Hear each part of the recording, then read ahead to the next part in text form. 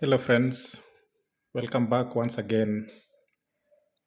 I'm always excited to present this to you, and I hope it creates an impact on your knowledge. In this session, I want us to look at how to solve simultaneous linear equations by matrix method. There are different methods that are used for doing the same. But it is also important that we get to know how to use this other method because there are moments when we are specifically asked to apply this method, the matrix method. So I want us to approach it from an example as we always do. Like what we have here, you could be asked to solve the simultaneous equation 3a plus b is equal to 7 and 2b plus 5a is equal to 12. Now, the first thing we need to do, like in this case, you can see the arrangement. We have A and B, they are knowns, the variables. It is important that before you carry on, you arrange them properly. So like you can see here, we have A, B, B, A.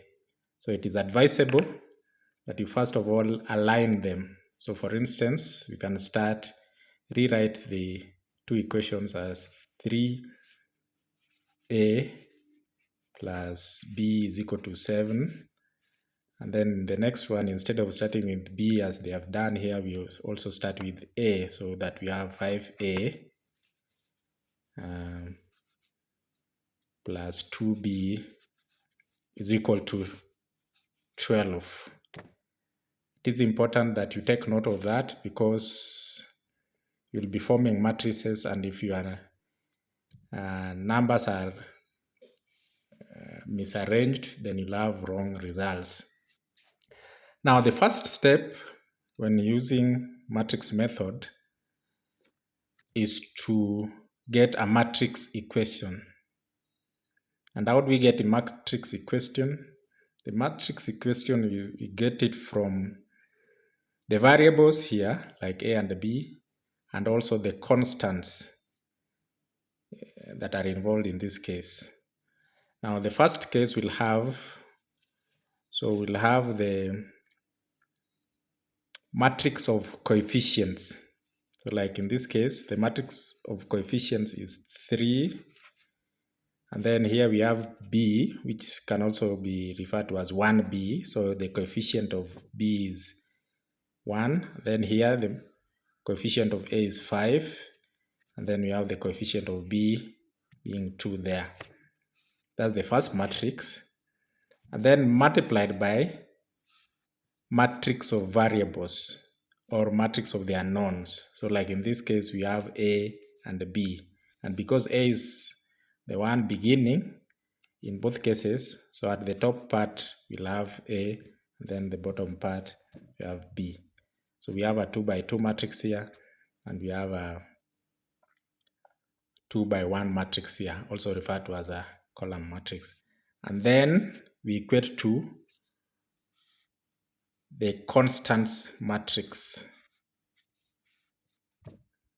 We refer to this as constant matrix, the variables matrix, the coefficients matrix. Now what we have here, this is what is called a matrix equation. Very important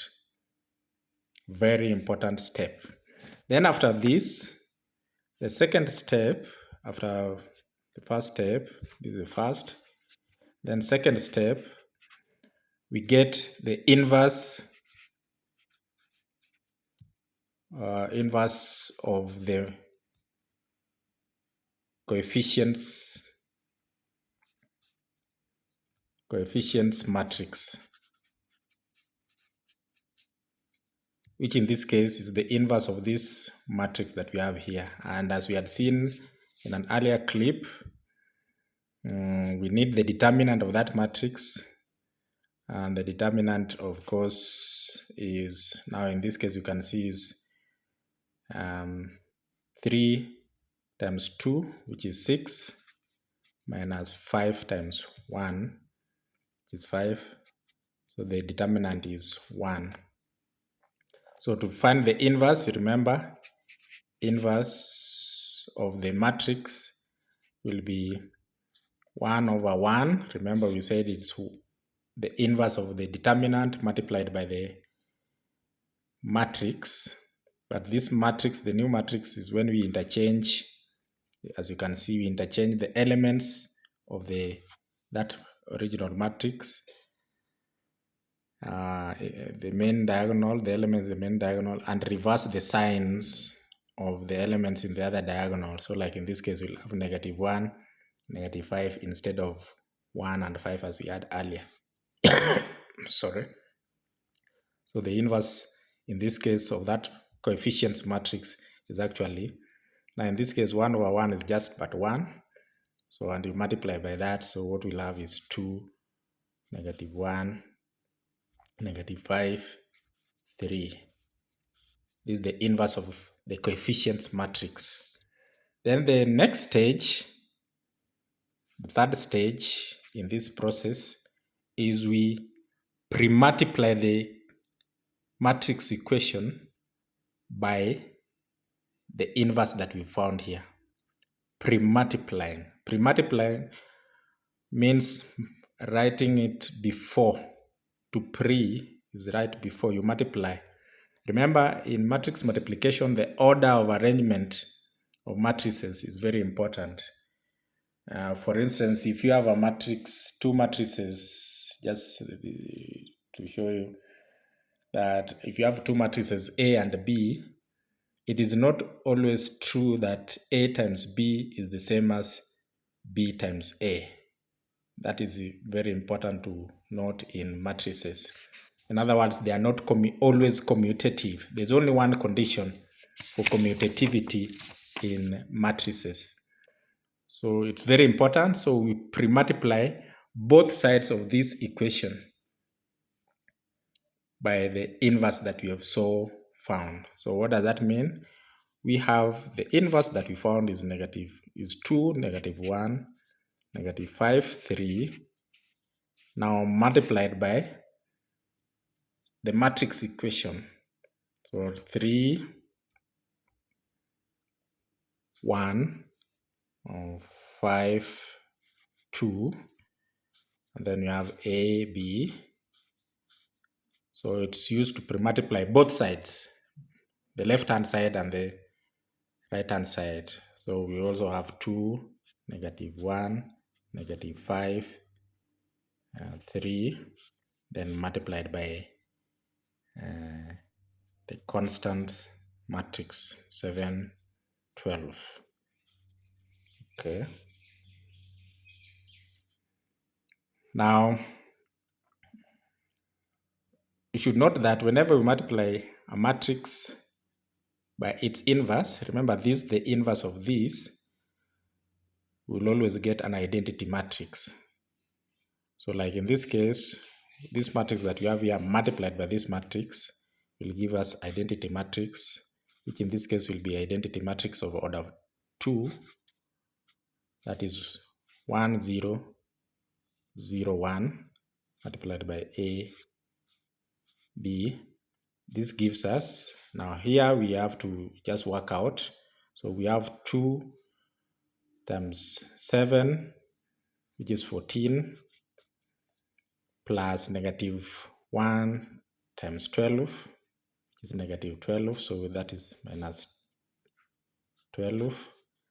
And then we have -5 multiplied by 7, -35. Then plus 3 multiplied by 12, which is plus 36.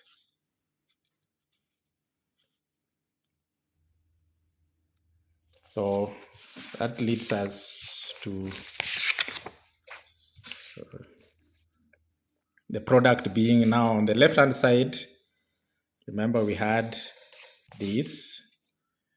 So identity matrix multiplied by a matrix gives us the result is the same matrix. So we'll have on the left hand side, we have A, B, now is equal to, now remember what we had there, -14 minus 12 which gives us 2.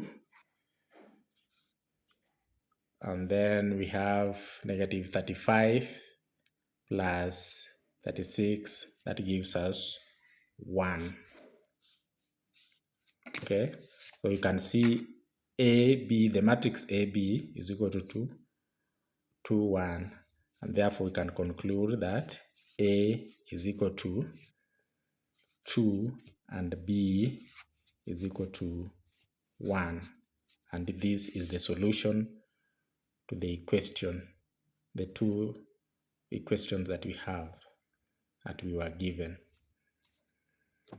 So note the procedure is, first of all, get the matrix equation, then find the inverse of the coefficients matrix, and the procedure is given here. Then after that, pre-multiply both sides of the matrix equation, this step, by the inverse matrix that we found earlier. And that gives you, remember, when you multiply a matrix by its inverse, you get an identity matrix. So that leads to what we have here. And on the left-hand side, you just have to go through the normal procedure of multiplication of matrices.